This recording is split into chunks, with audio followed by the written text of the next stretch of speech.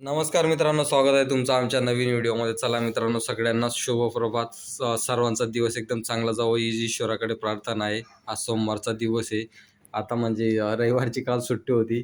आज सगळेजण आता आपापल्या कामावरती जाणार. आता बघा, जे कंपनीवाले ते कंपनीमध्ये कामाला जातात त्यांना रविवारी, कधी शनिवार रविवार सुट्टी असते, कोणाला रविवारची सुट्टी असते. आता जे बिचारे शेतकऱ्यांना म्हणजे सुट्टीच काय आहे त्यांना ते ते काहीच माहीत नाही. रात्रंदिवस फक्त शेतामध्ये राबत असतात. त्यांना सुट्टीचा काही विषयच नाही डायरेक्ट. ठीक आहे, तो विषय एक वेगळा झाला. काय बनवते गायत्री नाश्त्याला? नाश्त्याला आलू पराठा. दाखवू कसा बनवला? अच्छा, इथं आलू पराठा बनवला आणि डब्याला काय बनवलंय? मुगाची डाळ. कुठे इथं आहे काय? दाखवू कशी बनवली. वाव, काय बटाटे पण टाकले का त्याच्यामध्ये?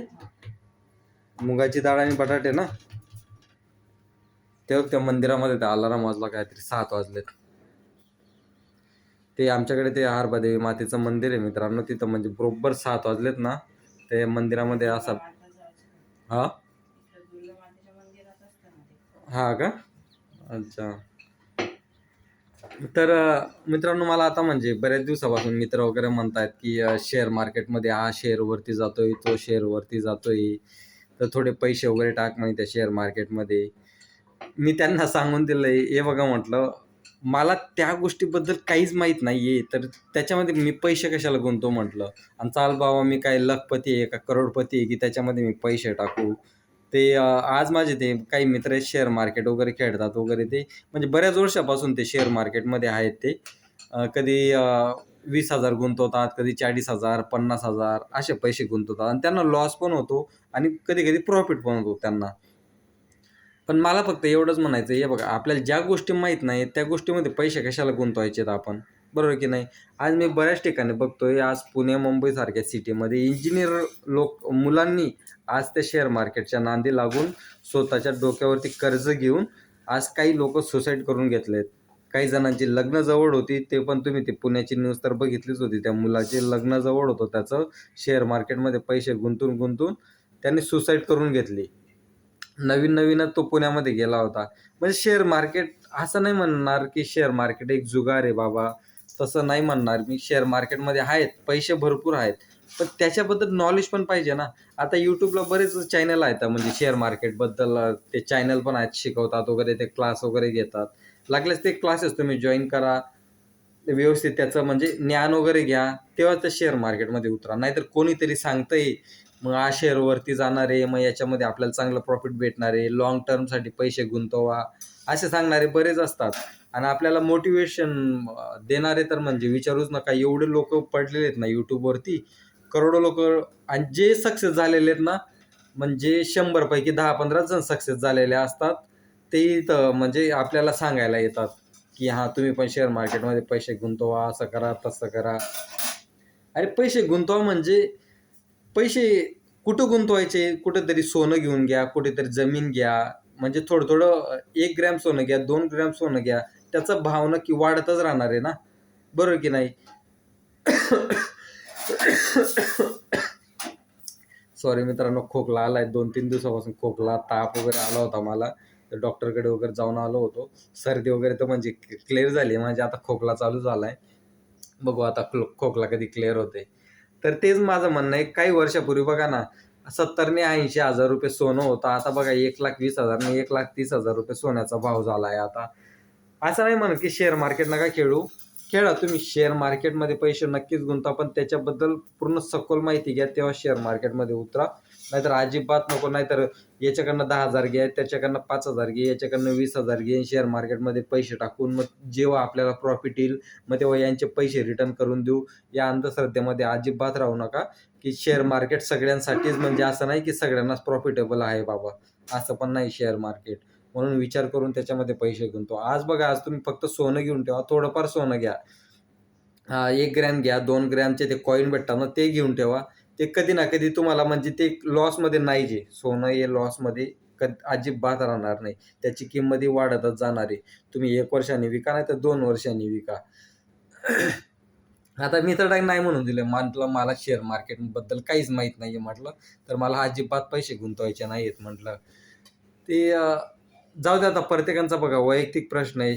कुणाला शेअर मार्केट खेळायचं आहे, नाही खेळायचं आहे, तो प्रत्येकाचा वैयक्तिक प्रश्न आहे.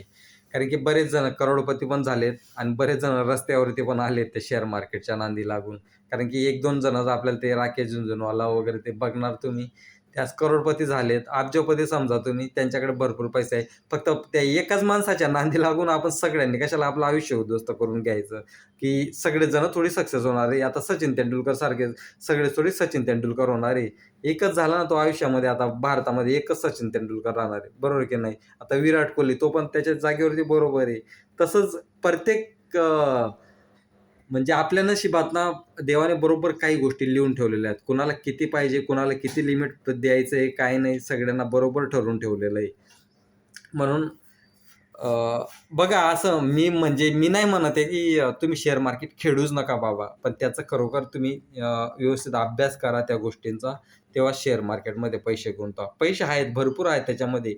करोडो अब्ज रुपये आहेत. तर लोकं एवढे कमवतात, तर मग आपण का नाही कमवायचं? आपण तर सामान्य लोक आहेत. आपण फक्त एवढं मला म्हणायचं आहे, की तुम्ही त्या गोष्टींचा अभ्यास करावा. तेव्हा शेअर मार्केटमध्ये पैसे गुंतवा. नाहीतर बऱ्याच जणांना मी सुसाईड करताना पण बघितलंय. ठीक आहे. आता प्रत्येकाचा वैयक्तिक प्रश्न आहे तो खेळायचा की नाही खेळायचा. गायत्री, आता त्रिशूला काय बनवून देशील मग परत? मॅगी? नको गायत्री, तिला जास्त मॅगी नको देत जाऊ ना. काल नाही खाल्ली होती ना? हां, जाऊ दे मग. आणि तू पाण्याची टाकी बंद करायला किती वाजता उठली होतीस? 12:30ला? 12:30 झाले होते का 1 वाजला होता? नाही, मी जेव्हा टाइम बघितला ना तेव्हा 12:30 झाले होते. आणि ते कुकरने ते कुठे ठेवलेत काल ते भांडे आणलेत ते? मग आता वापरायचे नाहीत त्यांना? हा, तुझं किती दिवसापासून चालू होतं गायत्री? कुकर तुटलेलं आहे, घेऊन देत नाही. कुकरचं ते पकडायचं तुटलेलं आहे, ते घेऊन देत नाही. त्याच्या रिंगमधनं सगळी हवा आहे. ते नुसतं चालू होतं तुझं. भात शिजवायला टाकलं की त्याच गोष्टी चालू होत्या. आता घेतलं तर कपाटात ठेवून दिलंय. हा, ते आहेच. नाही, बरं झालं ते भांडे पण घेऊन घेतले. लागणाऱ्याच वस्तू आहेत ना ते. बघा मित्रांनो, इथं ते मांडणी लावायची, पण इथं ते कसं करायचं बघू आता. इथं ते भांड्यांचं रॅक लावायचं आहे छोटंसं. इथं तर आहे. हे बघा इथं कसं तरी म्हणजे अटकवलंय त्यांना. भिंतीला नारा तडा गेला आहे. त्या रूम मालकाला सांगतोय आम्ही, की थोडं घराचं काम करून द्या म्हटलं, कलर वगैरे मारून द्या. ते बघा ना कसं झालंय. कलर पण मारून देत नाहीत ते. बघू आता, सांगतायत ते पुढच्या महिन्यापासून ते घराचं काम वगैरे करून देणार आहेत म्हणे. म्हटलं ठीक आहे, तेव्हा जेव्हा ते घराचं काम करतील ना गायत्री, तेव्हा त्यांच्याकडनं ना हे बघ इथं होल मारून घ्यायचे ना. तिथं 2 आहेत ना, तिथं 2 आणि इथं या साईडला 2 करून इथं. मग तिथं पाईप आहे ना काहीतरी, त्या साईडला कसं काय लावशील?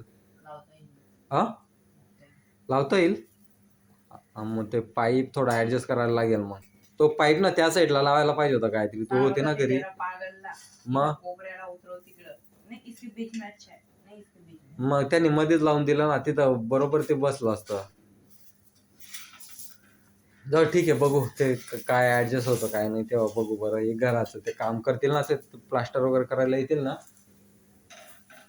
तेव्हा बघू. मग कलर वगैरे मारून झालं की ती छोटीशी मांडणी भेटली ना काहीतरी, ते कब्बशा वगैरे ठेवायची असते बघ ती. इथं कुठे लावणार हे बघ, इथं सगळा तू भिंतीला तडाणारा गेलाय, इथं कुठे लावणार? हे बघा मित्रांनो, कधी कधी ना भीतीच वाटते. आणि मधूनच जी भिंत तुटून बिटून जायची. हे बघा किती मोठा तडा गेलाय त्याला. सांगितलंय त्या रूम मालकाला, सांगितलंय ते पुढच्या महिन्यात काम करून देणार आहेत ते. बघू आता. ठीक आहे, चालेल मित्रांनो, भेटू आपण पुढच्या व्हिडिओमध्ये. चल बाय बाय कर गायत्री. चला बाय बाय मित्रांनो, भेटू आपण पुढच्या व्हिडिओमध्ये.